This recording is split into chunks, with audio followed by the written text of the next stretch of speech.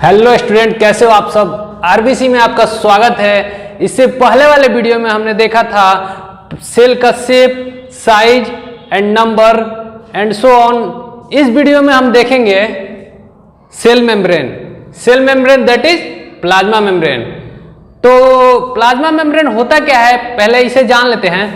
Plasma membrane कुछ इस तरह समझिए कि होली के दिनों में हम लोग छोटे छोटे गुब्बारों में रंग भर के दूसरे के शरीर पे मारते हैं। तो जिस गुब्बारे में हम लोग रंग भरते हैं उसे समझ लीजिए एक प्लाज्मा मेम्ब्रेन की तरह, और वो पूरे गुब्बारे को हम लोग समझ लेते हैं एक सेल। तो उसका स्ट्रक्चर और उसका फंक्शन क्या है, उसका स्ट्रक्चर और फंक्शन है, उस गुब्बारे का फंक्शन कुछ इस तरह होता है कि वो अंदर का जो पानी होता है, जो रंग होता है, उसे स्टोर करके रखता है और वो फ्लेक्सिबल होता है। जिस गुब्बारे में पानी भरा होता है वो बहुत ज़्यादा फ्लेक्सिबल होता है। ठीक उसी तरह कुछ हमारा प्लाज्मा मेम्ब्रेन होता है जो कि फ्लेक्सिबल होता है। आइए हम लोग देखते हैं डेफिनेशन प्लाज्मा मेम्ब्रेन का और इसे डिफाइन करते हैं।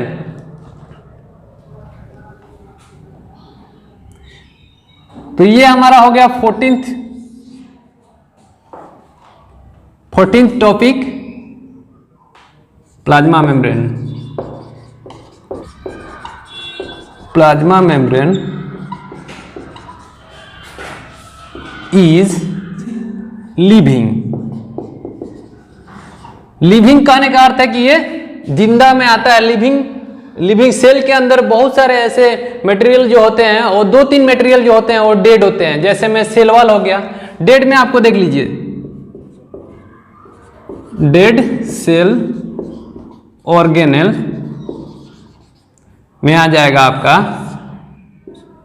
Cell wall, inclusion and vacuoles. ये 3 जो होते हैं ऑर्गेनेल सेल के पार्ट जो होते हैं वो डेड में आते हैं। बाकी सारे जितने भी सेल ऑर्गेनेल होते हैं वो लिविंग में आते हैं। तो प्लाज्मा मेम्ब्रेन भी लिविंग कैटेगरी में आते हैं। चलिए हम लोग देखते हैं इसके आगे क्या क्या कैरेक्टरिस्टिक्स हैं। It is thin, delicate and elastic। देखिए बहुत ही पतला होता है। थीन मतलब माइक्रोस्कोप, इलेक्ट्रॉन माइक्रोस्कोप के द्वारा ही हम लोग प्लाज्मा मेम्ब्रेन को देख सकते हैं, अन्यथा यह पॉसिबल नहीं था। कंपाउंड माइक्रोस्कोप से इसे देखना, इसका स्ट्रक्चर को देखना पॉसिबल नहीं था। डेलिकेट का मतलब बहुत ही नाजुक होता है, और इलास्टिक। डेलिकेट मतलब नाजुक कैसे होता है, जैसे देखिए हमारा जो बॉडी है वो सेल का बना होता है, इसे टच करके देखिए बहुत नाजुक होता है। ऐसा नहीं ना है कि ईंट की तरह बहुत ज्यादा कठोर है, नहीं है। तो ये नाजुक होता है। और दूसरा नंबर इलास्टिक होता है। जैसे में हमारे चमड़े को, ये भी एक सेल से बना आता है, इसको खींच के ऐसे और फिर छोड़ दीजिएगा तो ये ओरिजिनल शेप में आ जाता है। क्यों आ जाता है? क्योंकि इसके प्लाज्मा मेम्ब्रेन के अंदर इलास्टिसिटी होता है। गुब्बारे में जो रंग भरा होता है उसको ऐसे दाब के छोड़ दीजिएगा, कस के नहीं दाबिएगा, हल्का सा दाब के छोड़िएगा तो फिर अपने शेप में आ जाता है। और एक ऐसा समय आता है कि अगर आप उसको कस के दाब दीजिएगा वो गुब्बारे को, तो वो फट जाता है और उसमें से कलर बाहर आ जाता है। इसलिए हम उसमें भरते हैं ताकि हम किसी पे फेंक के मारे तो जाके उसके शरीर पे फट जाए और उसे कलर लग जाए। हमारा भी स्किन में भी कुछ ऐसा ही है। अगर मान लीजिए इसको कस के खींच दीजिएगा, किसी चिमटे उमटे से पकड़ के कस के खींच दिए तो ये क्या होगा, यहां से खींच के बाहर आ जाएगा और ब्लड आने लगेगा। तो इसलिए ये डेलिकेट होता है, बहुत ही नाजुक होता है और इलास्टिक होता है। It is selectively permeable.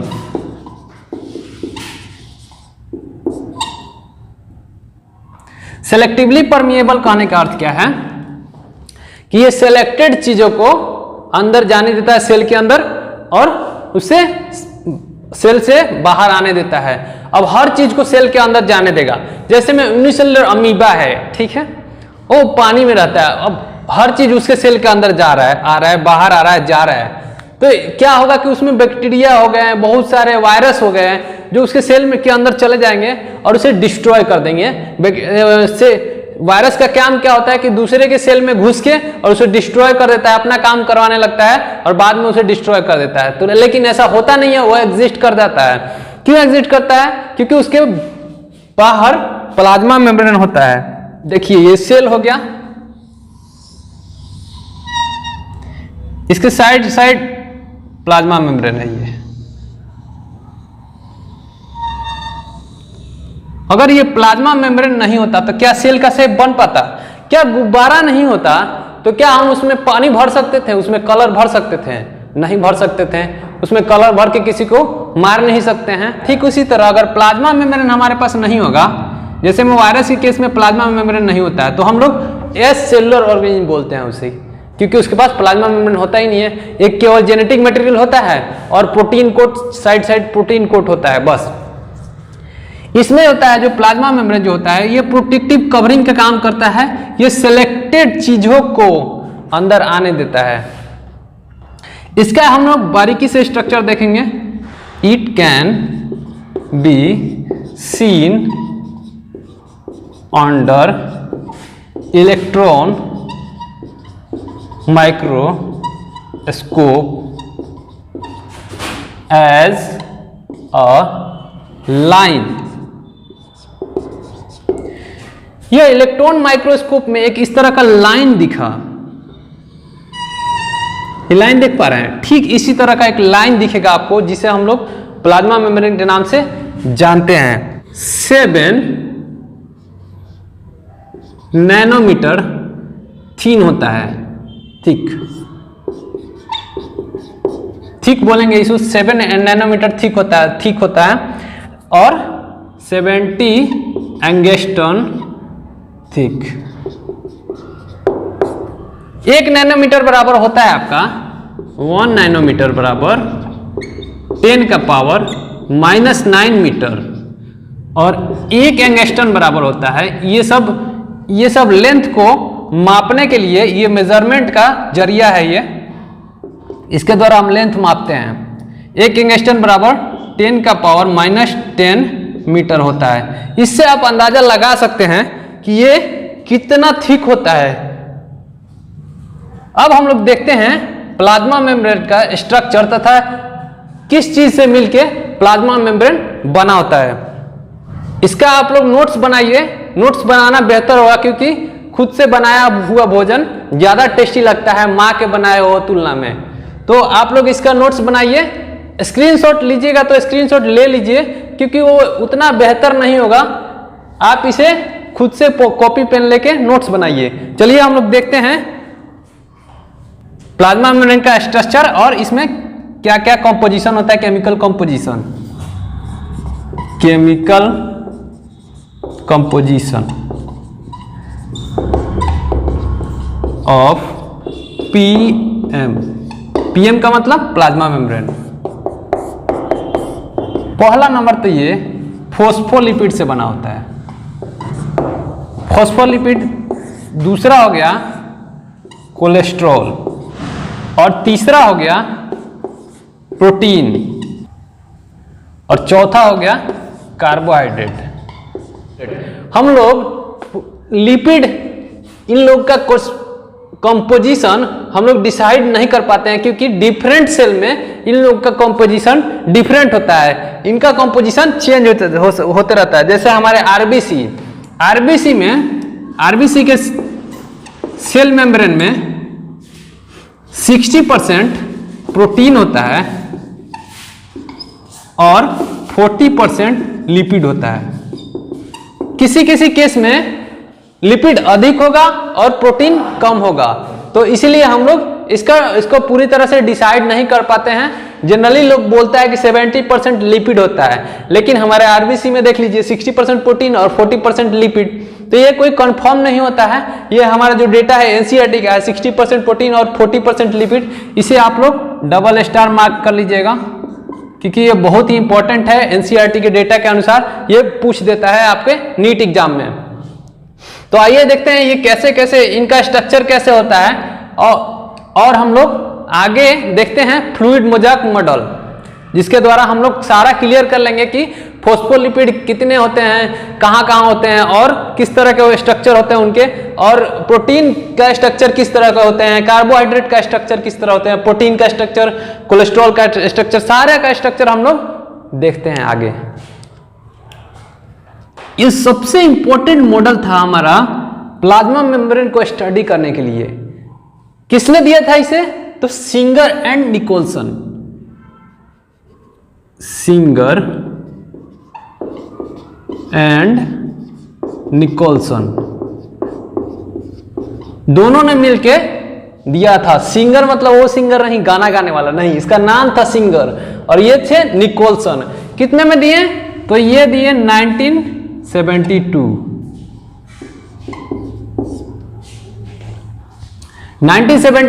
में इन्होंने फ्लूइड मोजाइक मॉडल दिया प्लाज्मा मेम्ब्रेन का। फ्लूइड का मतलब होता है जो फ्लो करता हो, मोजाइक का मतलब होता है बहुत सारे पार्टिकल्स को मिला के एक ग्रुप बना लिए। मोजाइक का एक्चुअल अर्थ होता है बहुत सारे पार्टिकल्स को मिला के एक ग्रुप बना लिए, और मॉडल मतलब आप जानते ही हैं। लिपिड बाइलेयर होता है, it is made by lipid bilayer. Bilayer का अर्थ होता है टू लेयर लिपिड। देखिए आइए देखते हैं लिपिड कैसे होता है। लिपिड का स्ट्रक्चर कुछ इस तरह होता है।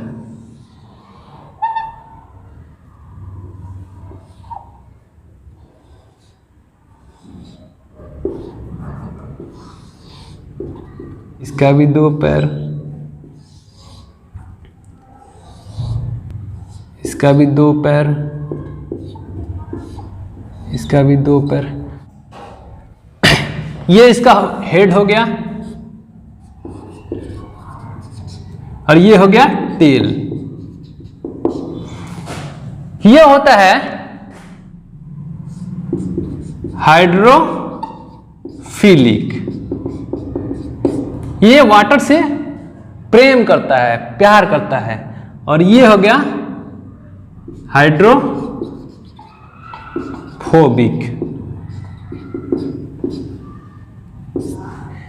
ये जो होता है वाटर से हेट करता है। अब देखिए ये वाटर से हेट करता है और ये वाटर से प्यार करता है। तो ऐसा तो है कि सेल के बाहर भी कोई सेल है, ठीक है, हमारे बॉडी में कोई सेल है तो इसके बाहर भी वाटर है, ठीक है, फ्लूइड है, और इसके अंदर भी फ्लूइड है। हम लोग जानते हैं कि प्लाज्मा मेम्ब्रेन जो होता है 70% इसमें वाटर होता है, तो इसके अंदर भी फ्लूइड है, और ये जो होता है वाटर से हेट करता है। तो अब ये रहेगा, अब ये सेल के अंदर है, मान लीजिए ये पूरा एक सेल हो गया, ठीक है। हम लोग इसका केवल कट स्ट्रक्चर देखें तो यहाँ से सेल के थी को काट लिए, हम लोग यहाँ के मेम्ब्रेन से इतना मेम्ब्रेन काट का हम लोग स्ट्रक्चर बना रहे हैं। तो ये तो हो गया सेल के अंदर हो जाएगा, तो फिर ये साइटोप्लाज्म में हो जाएगा। तो जब साइटोप्लाज्म में हो जाएगा तो ये तो पानी से जुड़ जाएगा, जबकि हम लोग जानते हैं कि ये जो होता है हाइड्रोफोबिक होता है, मतलब वाटर से हेट करता है। तो ये क्या करेगा, एक और लेयर बनाएगा, लिपिड बाइलेयर होता है। बाइलेयर का आने का अर्थ दो लेयर होता है। तो ये हो गया एक, और इसका भी अथी हो गया, ठीक है।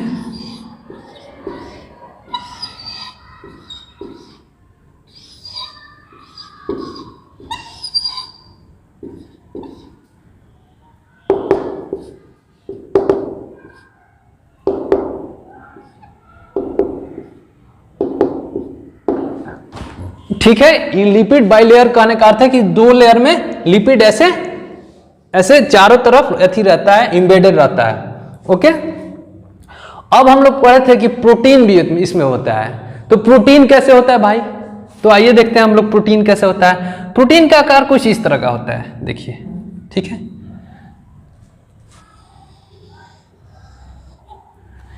ये हो गया प्रोटीन, ये पूरा प्रोटीन हो गया, ठीक है। अब इसमें होता है कोलेस्ट्रॉल। तो कोलेस्ट्रॉल कहाँ होता है, अब ये हम लोग देख लेते हैं। कोलेस्ट्रॉल लिपिड के बीच में ऐसे कुछ स्ट्रक्चर होता है, ऐसे स्ट्रक्चर होता है, ऐसे स्ट्रक्चर होता है। ये हो गया आपका कोलेस्ट्रॉल। इसका काम क्या होता है, ये सेल के होम्योस्टेसिस को मेंटेन करता है, मतलब कि बाहर में बहुत ज्यादा गर्मी है और सेल के अंदर टेम्परेचर मेंटेन करता है, करने के काम इसका होता है। क्योंकि जब ज्यादा गर्मी होगा तो ये लिपिड जो होते हैं एक्सपेंड करते हैं, तो इन्हें पकड़ के रखने का काम ये कोलेस्ट्रॉल करता है, तो इसका नाम है कोलेस्ट्रॉल।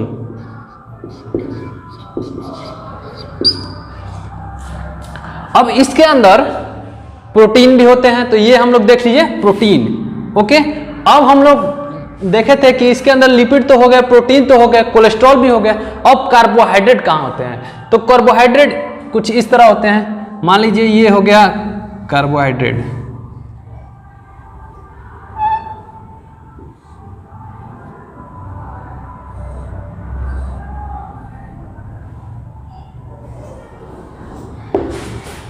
कुछ इस तरह ये प्रोटीन कार्बोहाइड्रेट लगे होते हैं।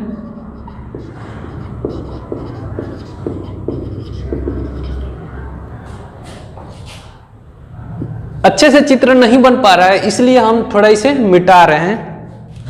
तो ये हो गया कार्बोहाइड्रेट। कार्बोहाइड्रेट जब लिपिड पे लगे होंगे, इस तरह लिपिड पे लगे होंगे, तो इन्हें क्या बोलेंगे, ग्लाइकोलिपिड।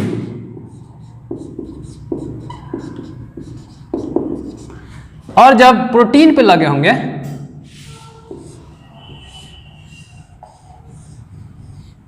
इस तरह ब्रांच होते हैं ये, तो जब प्रोटीन पे लगे होंगे तो इन्हें क्या बोलेंगे, जब लिपिड पे लगे थे तो ग्लाइकोप्रोटीन, ग्लाइकोलिपिड बोले।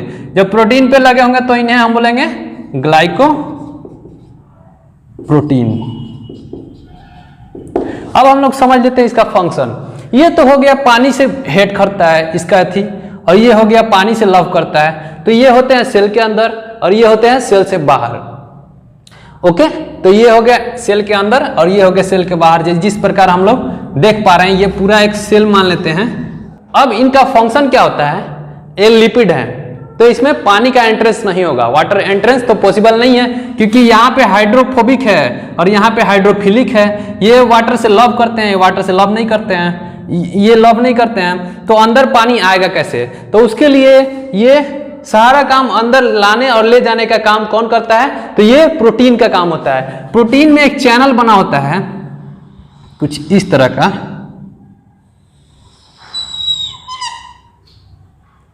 चैनल जो होता है वो अंदर के पानी को बाहर भी भेजता है और बाहर के पानी को अंदर भेजता है। ये डिपेंड करता है कंसंट्रेशन पे। अगर अंदर पानी बाहर पानी ज्यादा है और अंदर पानी कम है, तो ये क्या करेगा, बाहर से अंदर पानी भेजेगा। अगर अंदर पानी ज्यादा है और बाहर पानी, सेल के बाहर पानी कम है, तो ये भेज देगा अंदर से बाहर। हमारे अंदर, हमारे सेल के अंदर वो जो गैसेस होती हैं, जो कार्बन डाइऑक्साइड और ऑक्सीजन, दो ही गैसेस मेनली हमारे सेल के अंदर इन एंड आउट होते हैं, जो कि सिंपल डिफ्यूजन के द्वारा बाहर जाते हैं और आते हैं। डिफ्यूजन क्या होता है, आइए समझ लेते हैं। डिफ्यूजन जो होता है, जब हायर कंसंट्रेशन से कोई भी gas from higher concentration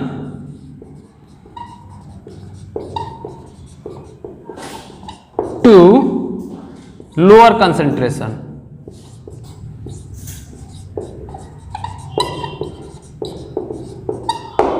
move करते हैं गैस। गैस में हो गया आपका CO2 एंड O2। हमारे सेल के अंदर मेनली CO2 और O2 मूव करते हैं from higher concentration to lower concentration. जब हमारे सेल के अंदर मेटाबॉलिज्म परफॉर्म होता है, तो जब ग्लूकोज ATP में कन्वर्ट होता है, तो वहां पे आपका CO2 का रिलीज होता है। CO2 जब रिलीज होगा और सेल के अंदर भरने लगेगा, जब इसका कंसंट्रेशन ज्यादा हो जाएगा और हमारे जो ब्लड होते हैं उसमें कंसंट्रेशन कम हो जाएगा CO2, तो अब ये क्या होगा, सिंपल डिफ्यूजन के द्वारा ये मेम्ब्रेन से कहीं से भी वो निकल जाएगा बाहर।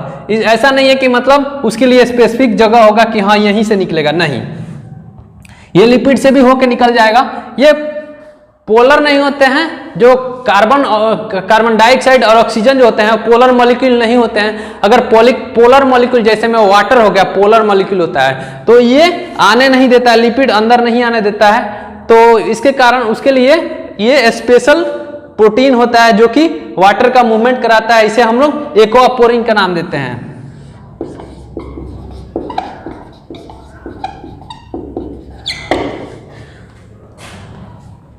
तो ये गैस जो होता है CO2 और O2, ऑस्मोसिस का डिफिनीशन हम लोग लिखेंगे the movement of gases from higher concentration to lower concentration, higher concentration to lower concentration. ठीक है, तो सिंपल डिफ्यूजन का ये सिंपल सा डेफिनेशन है, आप इसे नोट कर लीजिए।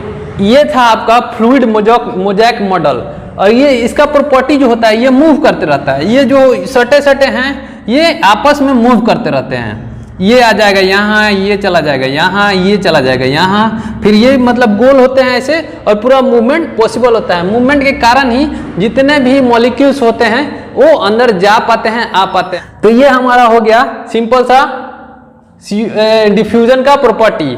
सेल के अंदर क्या इसका भूमिका होता है इसे हम लोग देख लिए।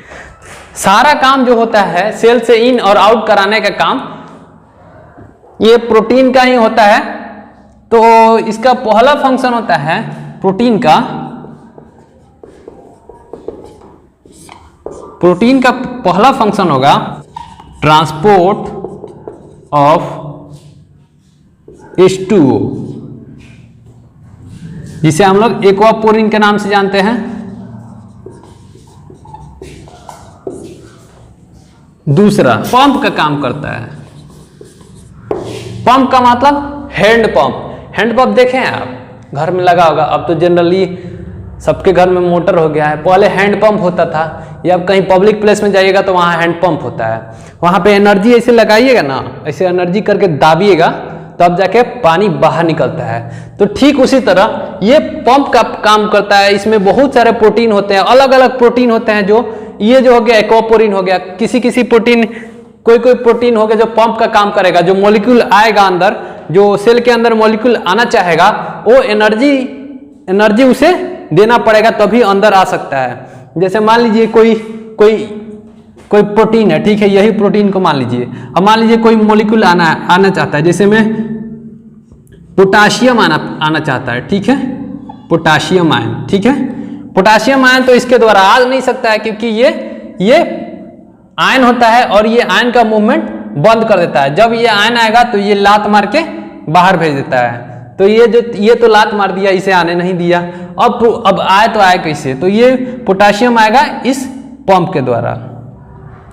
ये जो प्रोटीन में होता है वो स्पेशल पंप होता है जो अंदर आने देता है। और यहाँ पे एटीपी खर्च होता है, यहाँ पे एनर्जी का यूज होता है, जिसे हम लोग एक्टिव ट्रांसपोर्ट के नाम से जानते हैं। एक्टिव ट्रांसपोर्ट क्या होता है? जिसमें ऐसे ट्रांसपोर्ट जिसमें एनर्जी का जरूरत हो। जैसे में ट्रक से कोई चीज सप्लाई कर रहे हैं, यहाँ से दिल्ली भेज रहे हैं, मान लीजिए कोई स्पेशल पटना से दिल्ली भेज रहे हैं आप, तो एनर्जी फ्यूल लगेगा ही लगेगा, आपके ट्रक में जो होगा फ्यूल लगेगा। ठीक उसी तरह तो वो हो गया आपका एक्टिव ट्रांसपोर्ट। कौन सा ट्रांसपोर्ट हो गया? एक्टिव ट्रांसपोर्ट, जिसमें एनर्जी की जरूरत पड़ेगा मूव कराने के लिए, उसे हम लोग क्या नाम देते हैं? Active transport. पंप जब होगा, जो प्रोटीन पंप होगा वो एक्टिव ट्रांसपोर्ट में मदद करता है।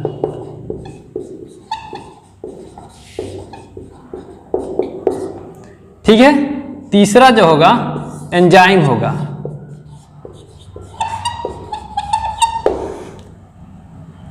एंजाइम जो होता है वो सेल के बाहर, सेल के सतह पे रिएक्शन होता है, तो उसमें मदद कौन करता है? एंजाइम। वहां पे एंजाइम प्रेजेंट होता है, जो प्रोटीन जो होता है एंजाइम के काम करता है, और वो रिएक्शन में मदद करता है सेल के प्लाज्मा मेम्ब्रेन पे के ऊपर। ठीक है, तो वो काम भी प्रोटीन का ही होता है। चौथा जो हो गया रिसेप्टर। रिसेप्टर का भी काम प्रोटीन ही करता है, रिसीव करता है, जो कि सेल के अंदर लाने का काम वही करता है, जिसे हम लोग एंडोसाइटोसिस कहते हैं। जो सेल के अंदर कोई भी मॉलिक्यूल आता है, ठीक है, कोई भी मॉलिक्यूल आएगा तो एंडोसाइटोसिस होगा। और कोई भी मॉलिक्यूल सेल से बाहर जाएगा तो एक्सोसाइटोसिस। एक्सो मतलब बाहर, साइटोसिस मतलब सेल के, एंडो मतलब अंदर, साइटोसिस मतलब सेल के। तो ये हो गया आपका एंडोसाइटोसिस। अब जो प्रोटीन जो होते हैं वो दो तरह के होते हैं, एक्सटेंसिव और इंट्रिंसिव। देखिए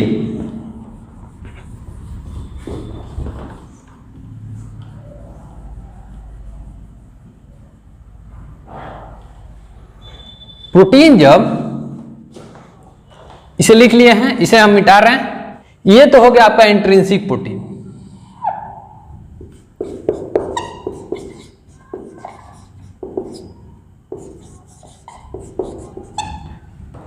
अब आप पूछिएगा एक्सटेंसिव कहाँ है, तो अगर प्रोटीन कुछ इस तरह होगा,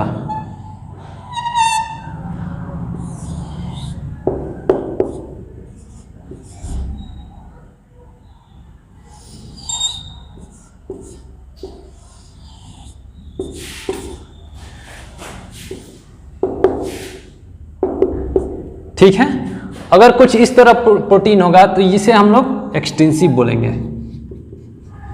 तो अब हम लोग प्रोटीन का फंक्शन भी जान लिए और फ्लूइड मोज़ेक मॉडल भी जान लिए। तो ये था आपका fluid mosaic model.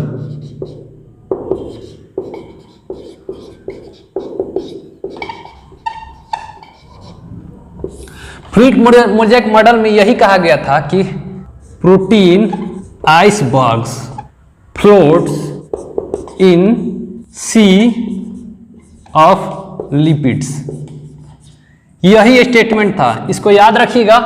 Protein icebergs floats in sea of lipids, lipid के समुद्र में प्रोटीन के टुकड़े तैरते रहते हैं, इसीलिए तो हम लोग फ्लूइड मोज़ेक मॉडल बोल रहे हैं इसको। जैसे भीड़ में देखिएगा बहुत सारा भीड़ जम जाता है, तो उसमें मूवमेंट कैसे होता है, सटते सटते ऐसे हाथ बांध के ऐसे ऐसे मूव कराते हैं हम लोग, साइड साइड से होकर ऐसे ऐसे होकर मूव करते हैं। इस ठीक उसमें भी इसमें भी वैसे ही मूवमेंट होता है ये लिपिड में।